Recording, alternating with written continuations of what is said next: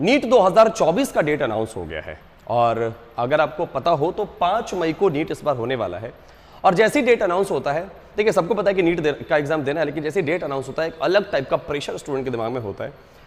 वो सारे वो टाइम वेस्ट जो आपने किया होता है वो आप दिमाग के सामने घूमने लगता है कि शायद थोड़ा और पढ़ लेते, लेकिन अभी भी कुछ भी नहीं बिगड़ा। 6 से 7 महीने अभी बचे हैं। और अगर केमिस्ट्री की बात करूं तो मैं आज के वीडियो में आपको ऐसा टेक्निक बताने वाला हूं कि आप केमिस्ट्री में आराम से 180 में से 180 नंबर ला सकते हैं। और हाँ, ये कोई क्लिकबेट नहीं है, आराम से अगर पूरे वीडियो को देखिए, एनालाइज कीजिए, नोट्स बनाइए, इससे बाहर नीट में कुछ भी नहीं रहेगा। सर सबसे पहला सवाल कि 11 से कितना परसेंटेज आता है सर? तो 11 से जो है 45% जो है एग्जाम में पूछा जाता है और 12 से 55% आता है। तो हर एक क्लास का अपना अपना स्ट्रैटेजी होता है और ये कहा जाता है कि नीट के लिए एनसीईआरटी सर सही है, गलत है, सिर्फ एनसीईआरटी पढ़ने से होगा कि नहीं होगा, सारे सवाल के जवाब आपको दिए जाते हैं इस वीडियो में। चलिए आपका टाइम वेस्ट नहीं करते हैं, सीधा अगले स्लाइड पर चलते हैं। नीट में केमिस्ट्री, स्पेशली केमिस्ट्री में जो सबसे ज्यादा बच्चों को डर लगता है वो ऑर्गेनिक केमिस्ट्री से लगता है। तो चलिए ऑर्गेनिक केमिस्ट्री के लिए मेरे पास कुछ सेट ऑफ रूल्स है, उसको फॉलो करिएगा, देखिएगा। ऑर्गेनिक केमिस्ट्री के लिए जो सबसे पहला सवाल है भाई कि क्या NCERT sir more than enough है? आइए बात करते हैं इस पे। 11th का अगर आप देखें गौर से तो एनसीईआरटी जो है वो पूरी तरह से सफिशिएंट नहीं है। इसका मतलब ये नहीं कि एनसीईआरटी इनफ नहीं है, एनसीईआरटी जरूरी नहीं है, एनसीईआरटी बहुत जरूरी है, लेकिन सिर्फ एनसीईआरटी जरूरी नहीं है। आइए मैं कुछ एक टॉपिक्स आपको बताता हूं जिसमें एनसीईआरटी से ऊपर का आपको पढ़ना ही पड़ेगा। फॉर एग्जांपल जैसे हाइड्रोकार्बन्स है, सिर्फ एनसीईआरटी पढ़ने से काम नहीं चलेगा। अगर आपका किस्मत ठीक रहा वो अलग बात है, लेकिन सिर्फ एनसीईआरटी पढ़ने से काम नहीं चलेगा। वैसे आइसोमेरिज्म, आईयूपीएसी, जीओसी, ये सिर्फ एनसीईआरटी करने से काम नहीं चलेगा, थोड़ा आउट ऑफ एनसीईआरटी आपको थोड़ा सा पढ़ना पड़ता है।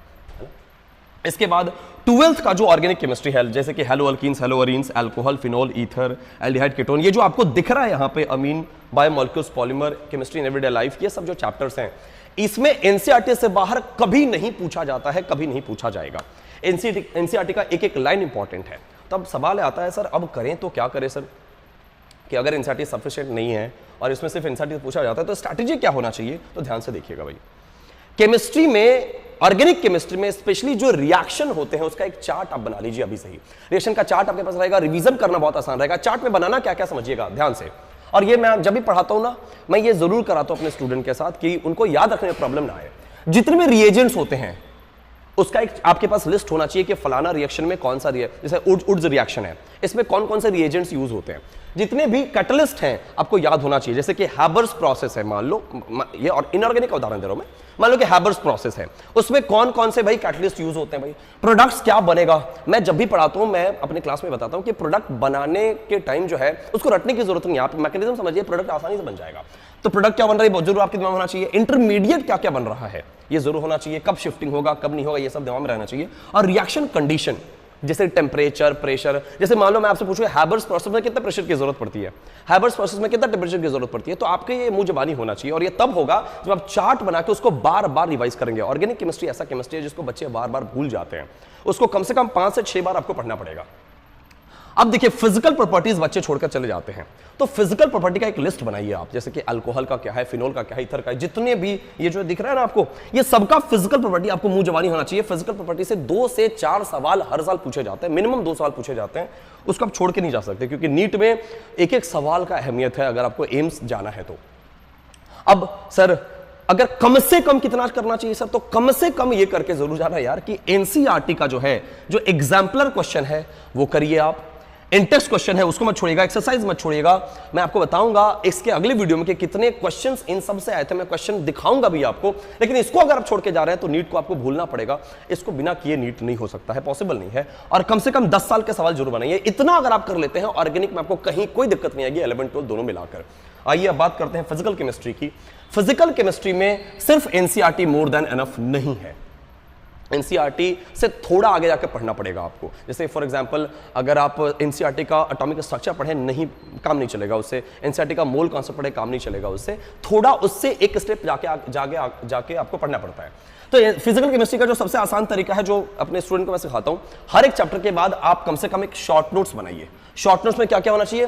थ्योरी का शॉर्ट नोट्स, इतना बड़ा नोट्स नहीं, जब एक बात बताऊं, जब नीट का एग्जाम देने जाएंगे 90-95 चैप्टर कंप्लीट करके जाना है, कितना रिवाइज करते रहेंगे। जब एक शॉर्ट नोट्स रहता है ना, उसका रिवाइज करना, रिवीजन उसका आसान होता है।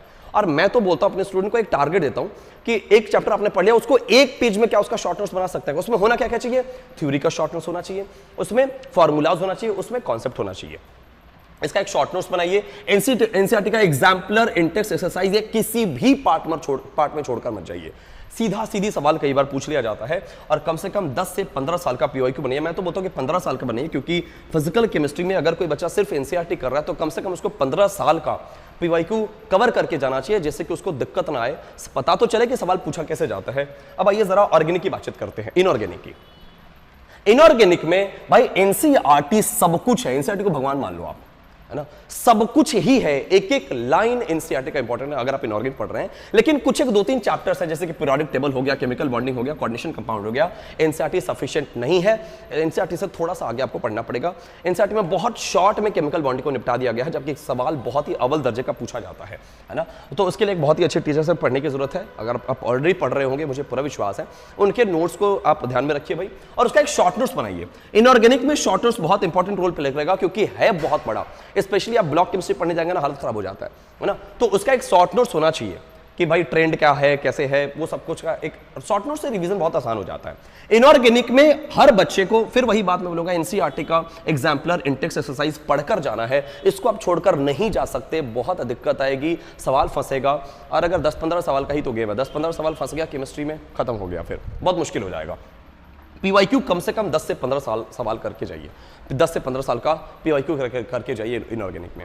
एक मैं बात बताता हूँ आपको कि सबसे पहले तो अपने अंदर एक विश्वास रहिए कि हर 7 महीने भी हो सकता है। देखिए शुरू में हर बच्चा मस्ती कर रहा होता है, शुरू में कोई बहुत सीरियसली पढ़ाई नहीं कर रहा होता है, 1-2% स्टूडेंट को छोड़ के।